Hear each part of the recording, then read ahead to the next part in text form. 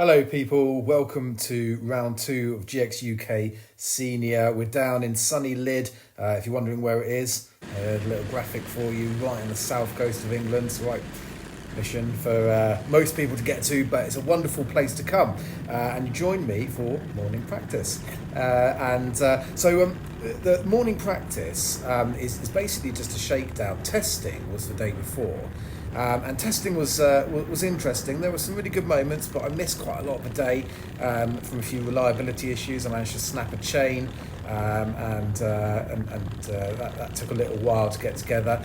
Just here, I'm taking a few funny lines. I'm trying to get my lap timer to work to see if I can assess what sort of times I'm doing. But I'm also just having a little look around and. Yesterday, during testing, I didn't really get a chance to race near anyone sort of close to me on pace. So I'm just looking around and I'm pulling over to the right-hand side. And just coming into view here is Matt Roberts. Now, if you saw the last video, Matt and I had a great battle in the final. We were separated by 1/100th of a second. So he's going to be a guy who, as far as Fulbeck's concerned at least, we were pretty close to on pace. So it'd be useful to have a little look at what he's doing and find out if we are sort of on pace here or not, because at the moment I don't really know. Now I have got my race tyres on. I would say that I've probably got a little bit more grip than Matt at this point. I'm sort of coming up to him quite quickly. That's definitely sort of not normally the case, is it? Definitely wasn't the case at Fulbeck, where, like I said a moment ago, we were very, very quick. But I wanted to show you this shakedown session because there's a couple of things that I want you to identify. Look at the state of the slipstream there, and if you're with your friends, maybe you'd like to play a drinking game for how many times I use the word slipstream or bump draft or pushing or working together. All of these things I know I'm going to be repeating myself over and over again. And just there we worked together to get past Simon Fuller in the 42. You see that Matt gave me a little thumbs up there. I'm not being rude when I'm pushing him up the botty. It's actually really helpful, and Lydd being such a fast circuit, you're going to really see in this couple of minutes shakedown how powerful the slipstream is, and we're going to see it here actually. Right in the slipstream, we caught him just at the right moment, and we pull out, and we're going to have the inside line into the double right-hander at the end of the lap. Really, really powerful slipstream. The other thing that I want you to have a look at is that just here we've got a group of 4 ahead of us. Now they're fighting, and look how quickly we overtake them. I'm not sure that Matt's engine was working properly, by the way, actually, just there. I think that's the other thing. Matt, I don't know if he had the right tyres on, but he also, I think his engine actually did end up failing shortly after this session. So that could be, the slipstream isn't as powerful as what you've just seen.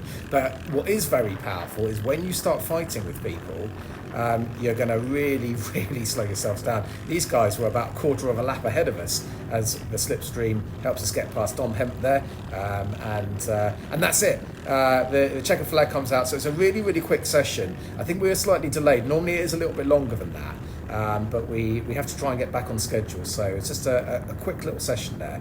But what that really demonstrated was if you fight with people around this track, around any track, but particularly around this track, you're going to massively slow yourselves down. Brad Philpott ahead of us just there with the O-plate. He was on the grass at one point. That's not good for a lap time. Yeah, if you want a good lap time, you need to be on the track really. That's going to be the main thing. He was put on the grass. I think I don't think the other driver knew he was there actually.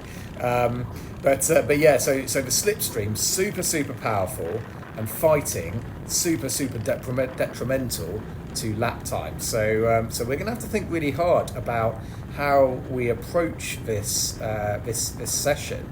I suppose, the 3 heats and the final. As we pull into the pit lane, this is the pit lane entrance here. Just have one little last look on the scales, make sure that we're at weight. And you'll notice that we're riding on board someone else. I've just highlighted myself there. Heat 1, we're starting on pole position.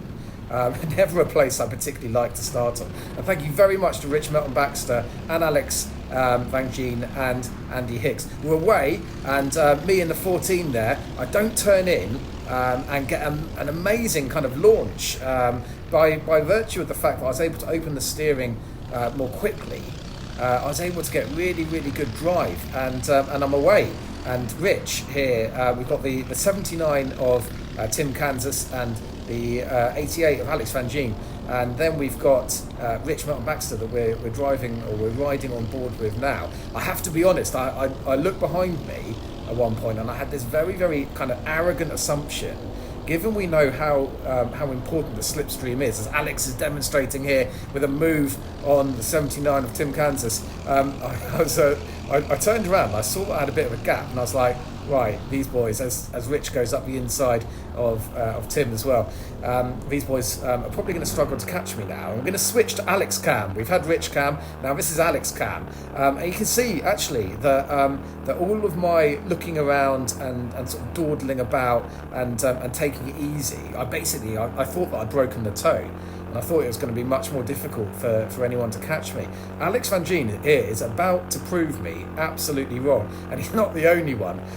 He's much quicker at this stage through the corners. He did a much better job of switching his tyres on. And I am actually, I just missed that second apex there massively. I wasn't doing that in practice. I wasn't doing that yesterday in testing. But look how quickly Alex has caught me. And I've suddenly realised I'm going to have to really break up here.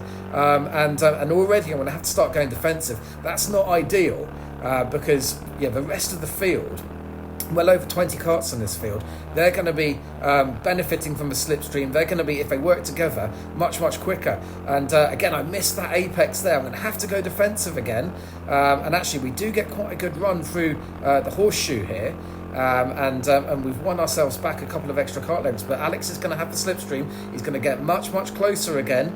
And what you'll see in this heat, again, I failed to meet up with that second apex.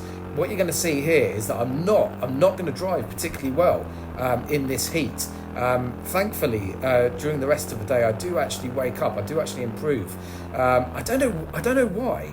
I sort of there's a bit of a theme in this video that I almost sort of lose my head as we're switching to Andy Hicks's footage now. Andy Cam. So we've got Alex ahead of us, me up front at the moment, slowing them all down, and we've got Andy Hicks now, who's getting involved in the fight as well. And Andy goes up the inside of Alex there, and I'm now going to have the championship leader right behind me.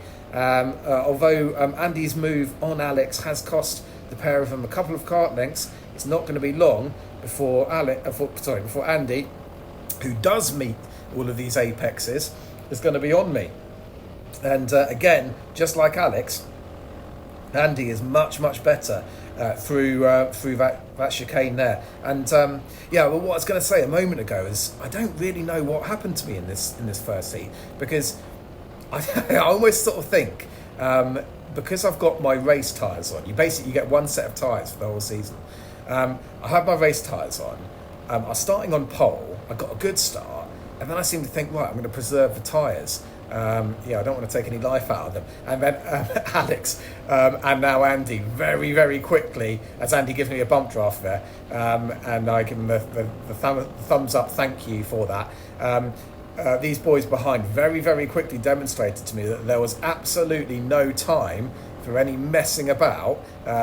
To be honest, these tyres should easily do a season. Andy goes up the inside. I'm going to hang it all the way around the outside. That's the only thing I can do. Andy gets the cutback now. Again, these lines are not correct. Obviously, I'm defending here, but I'm not doing a particularly good job of the lines that you should take. If you're watching this, trying to work out where to go, what lines to take on Lydd, I'm really sorry. Don't watch. Don't look at this. This isn't good. And he's in the slipstream again. But this right-hander just here is pretty much flat. We're going to flip back to Alex Cam now. Alex has got a great view of this. And Andy and I have actually just gapped Alex a little bit now on Alex's footage. By the way, if you haven't seen the other footage here, I'm going to link Alex's footage in the description, and I'll do the same for Rich Melton-Baxter's as well. Rich, I don't think has released his footage at the time of me doing this voiceover, but I'll try and edit and put as many other people's footage in the description of the video as possible. Brad Philpott's also got some footage of this and this battle that he's about to join. In Alex's footage, he does mention that actually his tyres begin to overheat a little bit. So yeah, just at this stage, whilst Andy and I are fighting, he's with us. Unfortunately for Alex, he just gets shuffled down the order a little bit as we switch back to Andy Cam. And again, Andy's got a great look up the inside. He's almost on the grass, isn't he? I go again all the way around the outside. Andy again has the better momentum and drive. I'm able to go all the way around the outside and carry the momentum, so I win myself a few kart lengths just there. You know, at this stage, I'm really just hanging on, clinging on for dear life.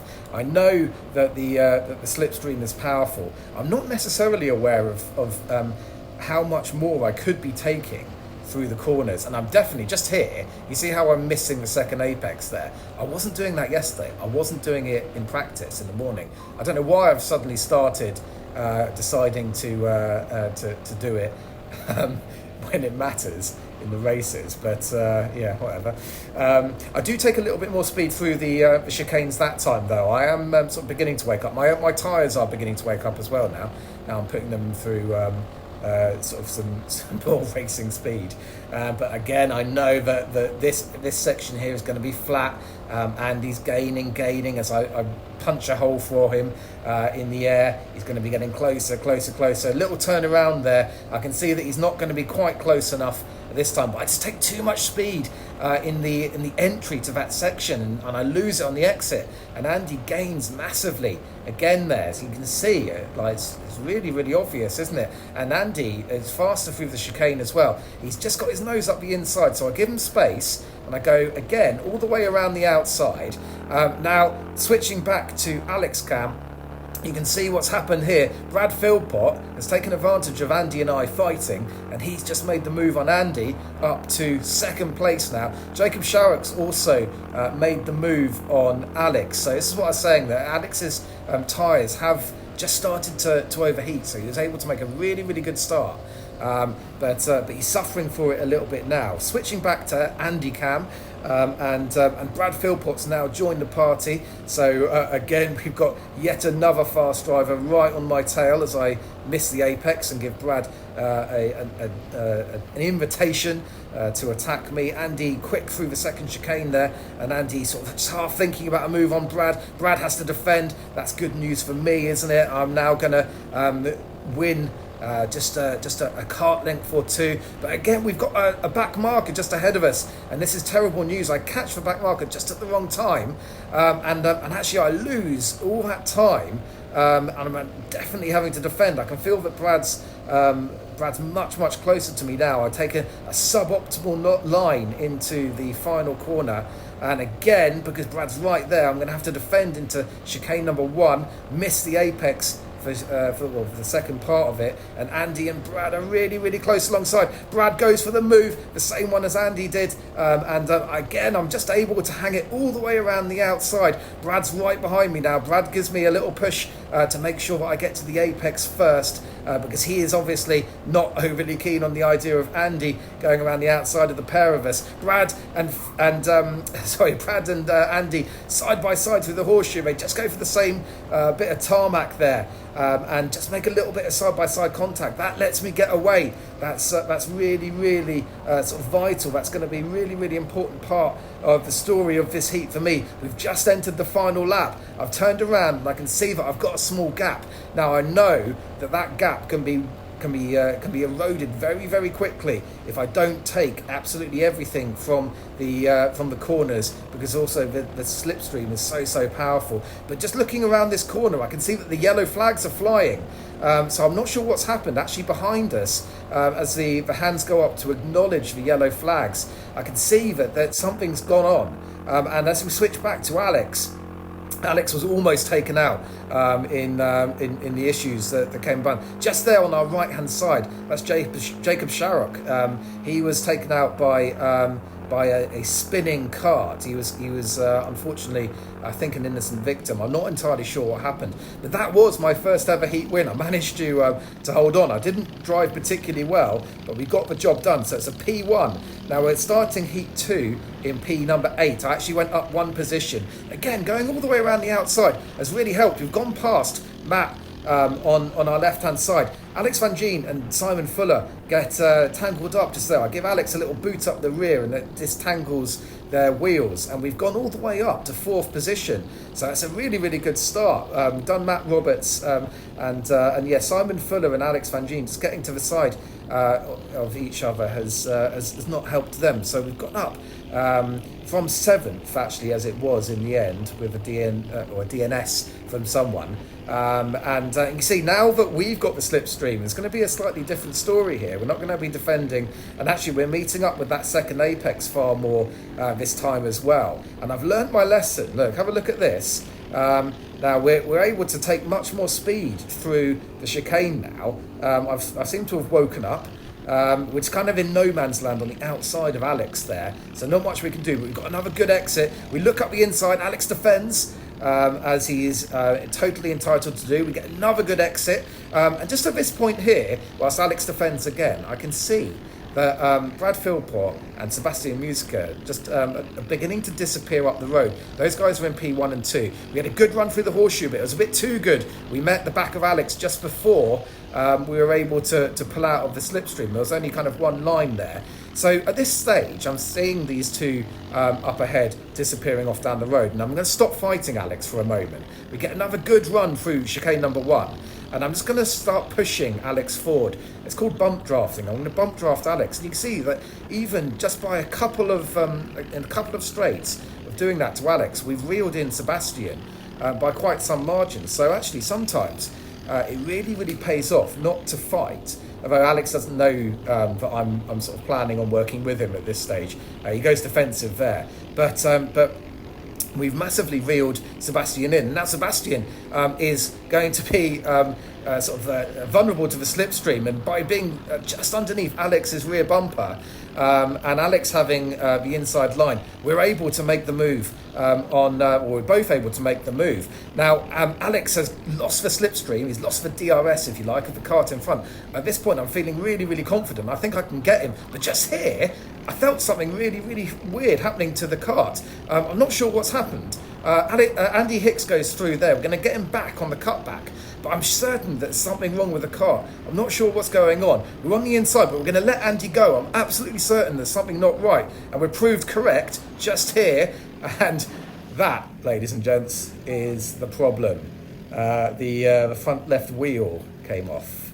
I was going to say it's a front left wheel failure. The only failure was on the part of the mechanic, and that was me. Actually, I'll tell you what.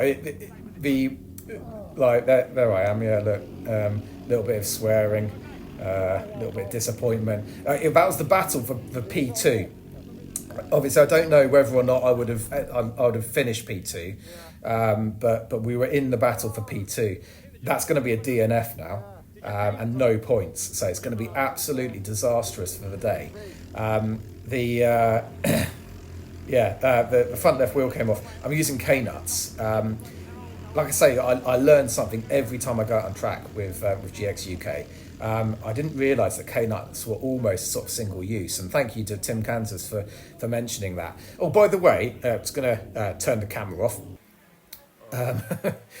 Yeah, sorry, I'll come back to that point in a minute. Then it was lunchtime.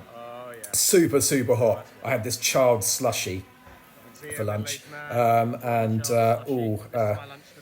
That's the other high sugar beverages that I had for my lunch. Liquid lunch. Then I got brain freeze. Brain freeze! Look at that. Anyway, here's Tom Purchase's lunch. He's got some jalapenos on those chips, very nice, and he's gone for a tuna baguette there. He's not putting this on. This is genuinely how he eats. There you go. That's normal for him. Anyway, after lunch, heat 3. Now, we were fighting for P2. Poor old Tim Kansas there on the right-hand side. We're starting P16. He's had a clutch failure straight out the pits. So we're actually going to inherit a position there. There's a couple of other people who are unable to start. So Simon Fuller was another one. We're just going to skip forward a little bit. You see, we're all doing that little twirly finger salute there. What that means is the start is aborted. So if you do that, then the people behind hopefully don't think that the start is on and smash into the back of you. So we're just clearing away Tim Kansas's cards. And we're going to start again now. Sebastian Musica just ahead of us. Alex Van Gien on the left-hand side. Again, we go all the way around to the outside. Andy Hicks and Sebastian just there together, squabbling for the same piece of track. I got the inside of Sebastian. And again, try and go all the way around the outside. Unfortunately, we just have to go onto that hard runoff area there. And Alex is going to get the run on me now. Alex is going to get... We have to give him room on the outside. He's alongside, and he's going to get the better exit. So we went up a place. Alex was actually starting one place ahead of us and lost it again. But again, we're going to have the slipstream. Unfortunately now, though, Alex has got the slipstream from Sebastian, who has the slipstream from Andy Hicks, who has the slipstream from Tom Stalker, who has the slipstream from Brad Philpott. Again, Rich Melton-Baxter ahead of us. We're basically in a big, long DRS train. So everyone's top speed is going to be higher. It's not going to be as easy as I thought. And the reason that DNF in Heat 2 was so disastrous was I had my pole start. I did manage to convert that into a win. I had my middle start, which we were fighting for P2 for. Then as Alex frantically gestates to work together to attack the field ahead. But yeah, obviously that's a DNF. And now we've got our, as we get a great run of Sebastian actually out of the horseshoe and up in position. And just here, I'll come back to that point in a minute, Alex Van Gien just gets his front bumper caught in the rear kind of bodywork of Rich Melton-Baxter. It ruins his drive, and we're able to make our way through. So we're able to get a couple of them. And we've got the 27 of Rich Melton-Baxter just ahead of us here. So what can we do? Can we make a move on him as well? The group ahead of us aren't that far ahead, so if we work together a little bit, then I might be able to scoop up a few more positions. Rich again obviously doesn't know that I'm sort of thinking about working with him. He thinks that I'm going to attack him. We get a good run. If we can take the place away straight away, we will. Rich defends. We just have to blend out the throttle there to make sure that we don't make contact. But yeah, so unfortunately. My DNF came at sort of at a time when I was fighting towards the sharp end of the grid, and now I'm fighting right towards the back end of the grid. So as the starts, you get one front start, one middle start, and one back start. So I started on pole for Heat 1. Means on Heat 3 I'm starting at the back. P16. Now there are the novice drivers behind me, so there's about 22 in the field. So I'm not starting right at the back, but I'm starting at the back of the people whose championship I'm in. We're just going to bump draft Rich Melton-Baxter, see if we can push him into the fight ahead of us, work with him. We don't want to at this stage of the race delay ourselves any more than we really need to. So again, if I can do it all, getting the slipstream, pushing him forward.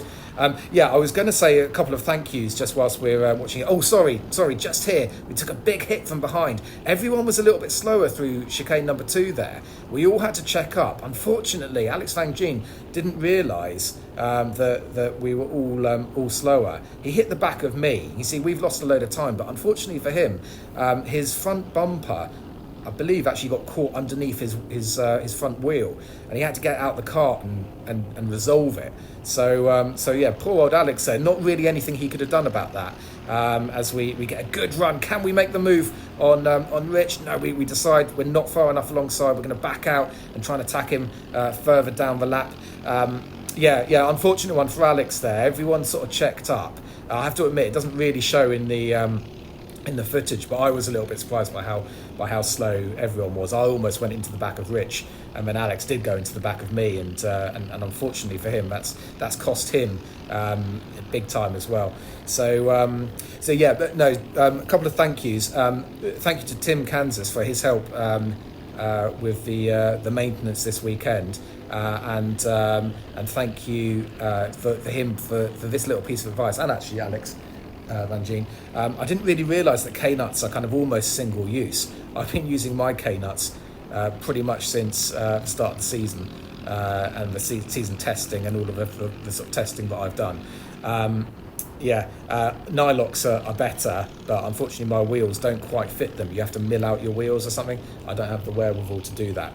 But anyway, lesson learned. I bought loads more K-nuts, and if you're watching this, you need to change your K-nuts regularly. They are not sort of single season use. They are almost single use.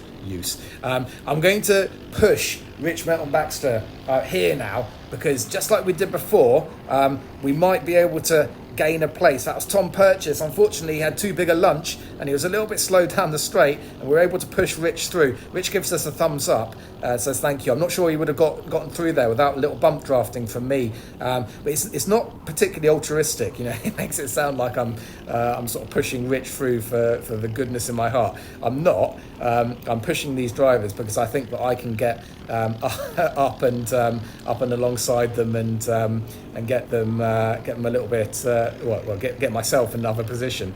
You see, the rear of Rich's car is dancing around now, and again I'm using a motion stabilizing camera. I'm using Simon Fuller's camera.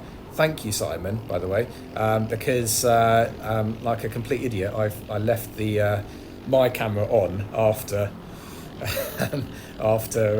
morning practice, and when I tried to turn it on for heat 1, it was dead. So that's good, isn't it? And hence why I've got no footage from myself in heat 1. But anyway, this working with the 27 of Rich Melton-Baxter has pushed us into the battle between Matt Roberts and Tom Stalker up ahead.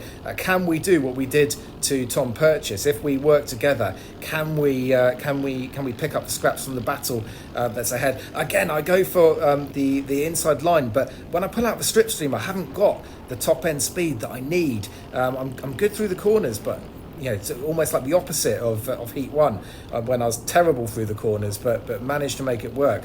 Now I'm good through the corners, but I'm just not able to make the most of it. So what I was going to say, actually, Rich's rear is dancing around, so's mine. The motion stabilising camera of Simon Fuller doesn't really show it, but my rears are overheating now. It's the hottest part of the day. And let me tell you, an overheating tyre feels very much like a tyre or a wheel which is about to fall off. And at this stage of the day, my head has completely gone. I'm absolutely convinced in my own helmet that the left rear is about to come off. Absolutely convinced by it, it's really preventing me from making a really bold move. So like here, we've got quite a good run on Rich, but I'm almost sort of just not prepared to throw it up the inside. I'm convinced myself that I'm about to have a kart failure. I'm about to have a wheel fly off. I check the wheels over and over again, but am I doing something wrong? Have I used the wrong type of nut? As again, we push Rich forward, hoping to stay with the two in front, hoping that we can stay in their slipstream. I got the kart back to the pits after this heat. Absolutely fine, no problem at all. We go for the inside again, but really quickly realise that we're not going to get the job done. We don't quite have the top end speed, and now we're entering the final lap. At this point, more than anything else, as we miss the apex of the first part of the chicane, that's not going to help. But again, absolutely certain that we're about to have a monumental failure in the car. It's a really psychological game, isn't it? Because I had that kart failure in heat 1. Heat 2. It's really messed with my head. We've got a good run on Rich. I have a little look up the inside, but again, I don't have the bottle to send it on the brakes. It's not really a braking zone, actually, if I'm honest. I did look behind, and I can see that there's not really anyone particularly close. So I was sort of happy to back out and not feel under threat from behind. But that is going to be a P. I think it was P7. We got up to so a win, a DNF, and then a P7. So well done to Rich there. He defended very well. Really good. Now at this stage, I'm going to start the final in P8. So not ideal. That DNF has really, really hurt us. No points, like I said. And particularly, I mean, if you DNF in one of your heats when you're starting at the back anyway, where it's going to be more difficult to get through to the front, then that's one thing. But if you DNF when you're sort of like starting in your middle or front heat, then it's bound to be a really, really big problem. So we're going to start in P8. However, in one of the previous finals, one of the young men in, I believe it was the TKM class, had a very, very nasty accident. He was taken to hospital with a suspected broken leg.